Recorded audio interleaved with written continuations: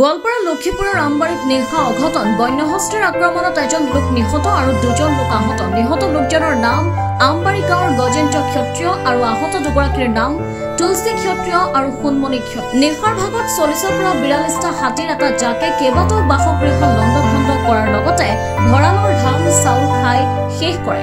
নিশা হাতীৰ এটা জাকে গাঁওখনত প্ৰৱেশ কৰি তাণ্ডৱ চলাবলৈ ধৰে। তেনে সময়তে হাতীৰ জাক দেখি পলাবলৈ চেষ্টা কৰে যদিও হাতীৰ জাকটোৱে লোকজনক আগুচি ধৰে। তাৰ ফলত লোকজনৰ মৃত্যু ঘটিছে আৰু দুগৰাকী গুৰুতৰভাৱে আহত হৈছে।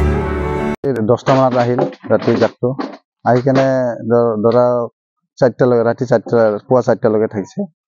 তাৰপিছত এনেকুৱা উৎপাত কৰিল চাৰি ৰাতি আৰু কিবা এজন মানুহ মাৰি দিল আৰু এজনক কিবা কৰিল।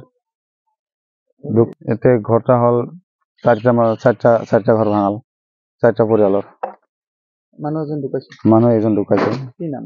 তাৰ নামটা কিবা আছিল, কি নাম? গজেন্দ্ৰ ক্ষত্ৰিয়। আপোনালোকে বন বিভাগক খবৰ দিয়া দিছিল নেকি? বন বিভাগক খবৰ দিয়া আছিল, সিহঁতৰ নোৱাৰিলে। আহাৰ আগতে মানুহটা ঢুকাল। এতিয়া হাতীৰ জাকটো ক'ত আছে? আছে ইফালে কিবা বনত সোমাল ৰিজাৰ্ভত।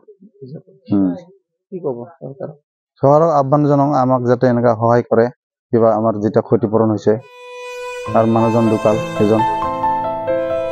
News report ID 365 Assam north east.